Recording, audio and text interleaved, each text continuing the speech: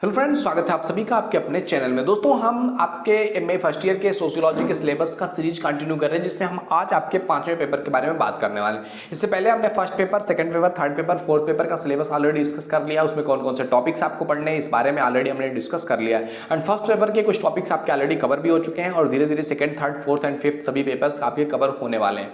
तो अगर आपने पिछली वीडियोज नहीं देखी है तो प्लीज चैनल पर विजिट करके आप वो वीडियो देख सकते हैं। आपके लिए वो चीजें काफी इंपॉर्टेंट होने वाली हैं दोस्त। तो आज हम बात करने वाले हैं आपसे 5वें पेपर में कि 5वां जो आपका पंचम पेपर है सोशियोलॉजी का, उसमें आपको पढ़ना क्या है, कौन कौन से टॉपिक्स आपको पढ़ने हैं, क्या चीजें आपके लिए इंपॉर्टेंट होने वाली हैं। क्योंकि जब चीजें आप समझोगे कि ये चीजें आपके लिए इंपॉर्टेंट है तो वो चीजें आप पढ़ना जारी रखोगे। चलो स्टार्ट करते हैं, ज्यादा देर ना करते हुए आपको दिखाते हैं कि क्या आपका जो है क्वेश्चन पेपर आपका आने वाला है या सिलेबस आपका क्या होगा। तो देखो, आपके सामने ये दिख रहा है पंचम प्रश्न पत्र। इनमें से आपको कोई एक का चयन करना है। आपके पास 3 टॉपिक्स दिख रहे हैं, 3 लोग दिख रहे हैं और उनकी कुछ चीजें हैं जिसके बारे में आपको डिस्कस करना है, समझना है। तो आपको देखना है इनमें से कोई सी एक का आपको पढ़ना है, एक के बारे में आपको अच्छे से अध्ययन कर लेना है। जैसे कि आप देख रहे हो, पहला इसमें है आपका इमाइल दुर्खीम, सेकंड है आपका मैक्स वेबर एंड थर्ड है आपका कार्ल मार्क्स। ये 3 विद्वान हैं, इन तीनों की अपनी अपनी अलग अलग राय है, इनकी अपनी सोशियोलॉजी को लेकर के, समाजशास्त्र को लेकर के इनके अपने पॉइंट ऑफ व्यू हैं। तो उनके क्या पॉइंट ऑफ व्यू हैं, एक को आपको पकड़ना है। आपको तीनों को नहीं पढ़ने की जरूरत है, किसी एक को आप पकड़िए, उसको बेहतरीन तरीके से अच्छे से, उसके जितनी भी थ्योरीज हैं, उसकी क्या सोच थी, क्या उसने कौन कौन सी बुक्स लिखी, उन बुक्स में उसने किस चीज के बारे में बात किया हुआ, उसकी थॉट प्रोसेस कैसी थी, समाज को किस तरह से देखता था, उसने किस समाज के बारे में अध्ययन किया हुआ था। मतलब उस व्यक्ति को लेकर के, उस विद्वान को लेकर के, उसके थॉट प्रोसेस के साथ आपको अलाइन करना होगा कि इन तीनों को आपको पढ़िए, देखिए कौन सा आपको मजा आ रहा है, किसको पढ़ने में आपको इंटरेस्ट आ रहा है। क्योंकि आप देखोगे इसमें बहुत सारे, ये तीनों अपने आप में लाजवाब है, ये तीनों की अपने आप में एक सोच एक अलग ही लेवल की थी, तब आज दुनिया उनको इस लेवल पर याद कर रही है। तो इन तीनों में से किसी एक को आपको पकड़ना है और आपको पढ़ना है। जैसे कि अगर आप दुर्खीम को ले रहे हैं, इमाइल दुर्खीम को, तो इमाइल दुर्खीम से रिलेटेड आपको बहुत सारी चीजें पढ़नी है। दुर्खीम ने धर्म का सिद्धांत दिया हुआ था, बहुत इंपॉर्टेंट सिद्धांत था दुर्खीम का, धर्म का सिद्धांत। अगर हम पहले टॉपिक के बारे में बात करें आपसे, इमाइल दुर्खीम के बारे में, तो इनका धार्मिक जीवन के बारे में इनका बहुत कुछ है। धार्मिक जीवन का प्रारंभिक प्रकार, दुर्खीम के धर्म के सिद्धांत क्या है उसकी समीक्षा करना है, या धर्म जो है पवित्र वस्तुओं से संबंधित विश्वासों और प्रथाओं का एकीकरण व्यवस्था है, ये उनका कथन था, इसकी व्याख्या आपको करना हो जाए, या इमाइल दुर्खीम द्वारा प्रस्तावित धर्म की अवधारणा क्या थी इसके बारे में बात करने को कह दिया जाए, या फिर आपके वर्जनात्मक पंथ से दुर्खीम का क्या आशय है। इस तरह से क्वेश्चंस पूछे जाते हैं कि वर्जनात्मक जो पंथ है उसमें क्या है, अनुक्रियात्मक जो अनुष्ठान है उसकी परिभाषा कीजिए और अनुष्ठानों के आधारभूत पर किस तरह से दुर्खीम ने उस चीज के बारे में क्या बताया हो इसके बारे में बताइए। धर्म के सिद्धांत को लेकर के, धर्म के सिद्धांत का रहस्य, देवत्व की अवधारणा, इस पर दुर्खीम किस प्रकार से अस्वीकृति प्रदान करते हैं इसके बारे में आपको बताना है। एंड दुर्खीम की कई सारी चीजें थी, जैसे कि आप दुर्खीम धर्म को जादू से किस प्रकार अलग मानते हैं, कि जादू अलग चीज है, धर्म अलग चीज है, इसके बारे में। धर्म और जादू में प्रतिमान समानता होते हुए भी जादू जादू है, धर्म नहीं हो सकता है, इस चीज के बारे में क्या था। समाज की धारणा ही धर्म की आत्मा है, ऐसा कहा था जो है इमाइल दुर्खीम ने। तो किस चीज को लेकर के ये चीजें कहा हुआ था। तो मैक्स मूलर के बारे में जो है कि प्रकृतिवादी जो धर्म थी उसके प्रतिपादन को दुर्खीम कैसे लेते हैं, कैसे समझते हैं, उसको धर्म के बारे में क्या बताते हैं दुर्खीम। दुर्खीम का जो टोटमवाद का सिद्धांत है उसको दुर्खीम किस तरह से लेते हैं, उसकी ब्रह्मांडीय व्यवस्था क्या है, इसको समझाना है आपको।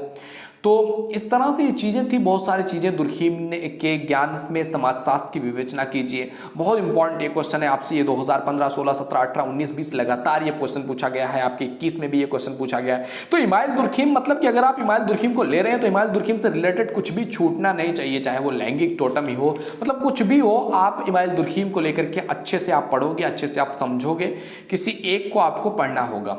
ओके, जैसे कि दुर्खीम का बहुत इंपॉर्टेंट था, अगर दुर्खीम आप पढ़ने जा रहे हो तो दुर्खीम ने टाइलर के सिद्धांत की आलोचना किया हुआ था। टाइलर ने टोटमवाद का सिद्धांत दिया था, उस पर दुर्खीम ने किस तरह से व्याख्या किया, उसकी आलोचनात्मक या समालोचनात्मक व्याख्या किया हुआ, इसके बारे में बताना है।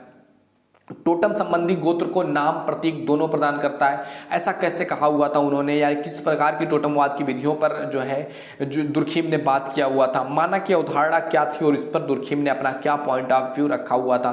फ्रेजर के प्रकृतिवाद या टोटमवाद के सिद्धांत को जो है किस तरह से लेते हैं दुर्खीम, इस चीज़ के बारे में आपको बताना है। ओके, तो ये सारी चीज़ें आप देखोगे, ये जो आपका पूरा टॉपिक है तो आपको किसी एक के बारे में पढ़ना है। आप अगर इमाइल दुर्खीम को समझ रहे हैं तो इतना सारे टॉपिक्स आप इमाइल दुर्खीम के धर्म से रिलेटेड, दुर्खीम का आत्महत्या का सिद्धांत था वो भी काफ़ी महत्वपूर्ण है, क्या चीज़ें हैं कैसे है समझना है। मतलब आपके पास टॉपिक्स देख सकते हो, इतने सारे टॉपिक्स आपके पास। मैक्स वेबर है, सामाजिक आर्थिक संगठनों का सिद्धांत है कि मैक्स वेबर के अनुसार समाज क्या है, समाजशास्त्र क्या है, सामाजिक व्यवस्थाएं क्या है, समाज की आर्थिक संगठन क्या है, कौन समाज में आर्थिक स्थिति को कैसे मजबूत किया जाता है, समाज में आर्थिक स्थिति कैसे बनती है, समाज में जिसकी आर्थिक स्थिति मजबूत होती है उसकी क्या इंपॉर्टेंस होती है, एक परिवार में आर्थिक स्थिति मजबूत वाले व्यक्ति का क्या इंपॉर्टेंस है, मजबूत कैसे किया जा सकता है, कौन कौन से संगठन है, कौन कौन सी चीजें हैं। मतलब मैक्स वेबर ने सामाजिक और आर्थिक संगठनों का सिद्धांत जो दिया है, कौन कौन से सिद्धांत दिए हैं, उन सिद्धांतों के बारे में डिस्कस करना है, उसकी क्या विशेषताएं हैं, उसके क्या गुण है, उसके क्या अवगुण है, उस अलग अलग लोगों के सिद्धांत को लेकर के मैक्स वेबर क्या सोचते हैं, उस चीज पर क्या उनका पॉइंट ऑफ व्यू था, एक दूसरे विद्वान से मैक्स वेबर किस तरह से अलग है, मैक्स वेबर का दुर्खीम को लेकर के क्या पॉइंट ऑफ व्यू था। तो इस तरह से बहुत सारी चीजें हैं जो आपको समझनी होंगी उस टॉपिक में।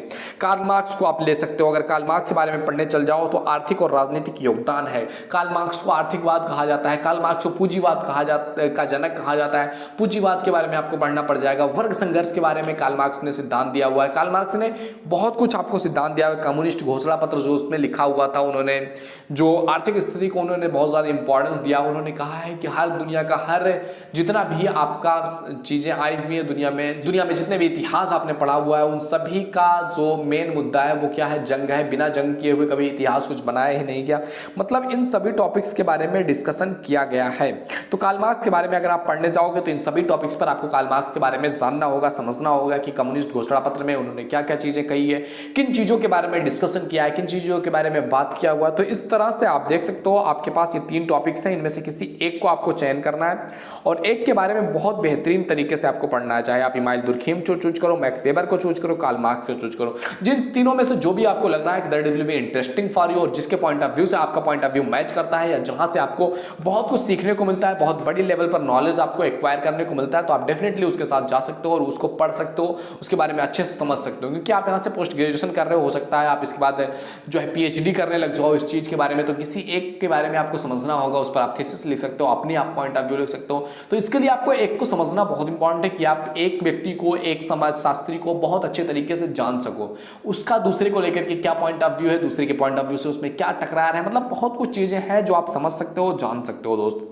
तो ये थी आज की वीडियो जिसमें हमने 5th चैप्टर के बारे में डिस्कस किया हुआ है। आई होप वीडियो तुम्हें पसंद आया होगा। वीडियो पसंद आया तो लाइक जरूर करो। पहली बार चैनल पे आए प्लीज विजिट द चैनल, ये बहुत इंपॉर्टेंट आपके लिए होने वाला है दोस्त। अगर आपके और भी फ्रेंड सर्कल है जिनको पता नहीं है कि उनको भी एमए का भी कोई पढ़ा रहा है, तो एक बार जाकर के सभी को शेयर जरूर करना जिससे उनको भी पता चल सके और बहुत कुछ वो अपने एग्जाम के रिलेटेड या अपने एक नॉलेज बेस को बढ़ाने के लिए बहुत कुछ चीजें सीख सकते हैं यहाँ से हमारे साथ।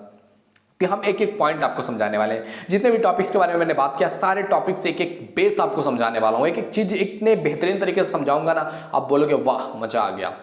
तो इस तरह से जो आप बुक्स में पढ़ोगे आपको उतना बेहतरीन समझ में नहीं आएगा, क्योंकि वहां पर आपका एक ह्यूमैनिटी पॉइंट ऑफ व्यू नहीं रहेगा। आप एक लिटरेचर की तरह उसको पढ़ते चले जाओगे। जब कोई आपको लाइव आकर के समझाता है, बताता है, एक पॉइंट ऑफ व्यू रखता है, आपको एग्जांपल्स देता है, तो बहुत कुछ चीजें आपको इजी वे में समझ में आने लगती हैं। ओके, तो आई होप वीडियो में पसंद आया होगा। आए तो जरूर सब्सक्राइब कर लेना भाई, बहुत कुछ आपको सीखने को मिलेगा। बेल आइकन हिट कर देना ताकि आने वाले वीडियोज का नोटिफिकेशन मिलता रहे।